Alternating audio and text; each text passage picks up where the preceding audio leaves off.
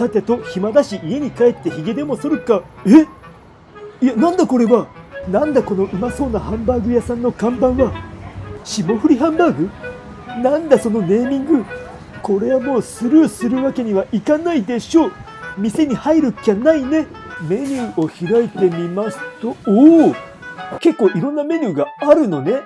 いやでもここはどう考えても霜降りハンバーグ一択でしょう。それにしても店内はおしゃれな空間ですね。この時点でお料理の味も3割増しくらいに感じちゃったりしそうだよね。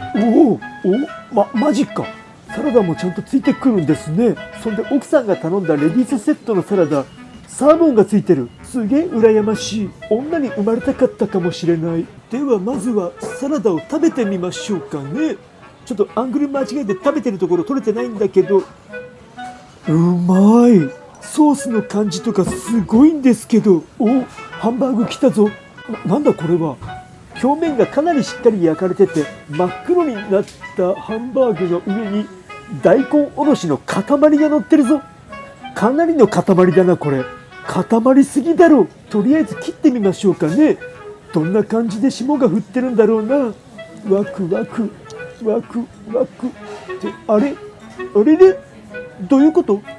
別に霜降ってない普通のハンバーグに見えるんですけど、まあでもとりあえずバウンドさせてハンバーグを食う。めちゃくちゃ美味しいよ。こんなに美味しいハンバーグマジで食べたことないんですけど、これは止まんない。もうどんどん食べたいって。何これ。お肉が半生なんですけど、どういうことこれ。ネギトロみたいになっちゃってんだけど、これ食べていいやつなの。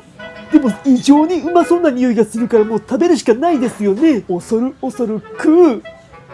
あれ、うまい。これうまいですね。うますぎる。なんだこれは。これもうますぎてお肉以外の全部の部分先に食べちゃうほどうまい。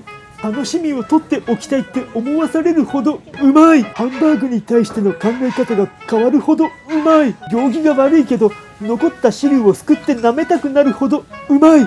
これ食べた後にカフェに移動してケーキでも食べたらまたそれもうまいんだろうなって思わされるほどうまいんだけど、奥さんのレディースセットにだけパフェがついてくるからなんか誘いづらい感じになって変な感じになっちゃうのね。ゲーム実況チャンネルも最近本格的に復活しましたので、もしよかったらチェックしてみてください。お願いします。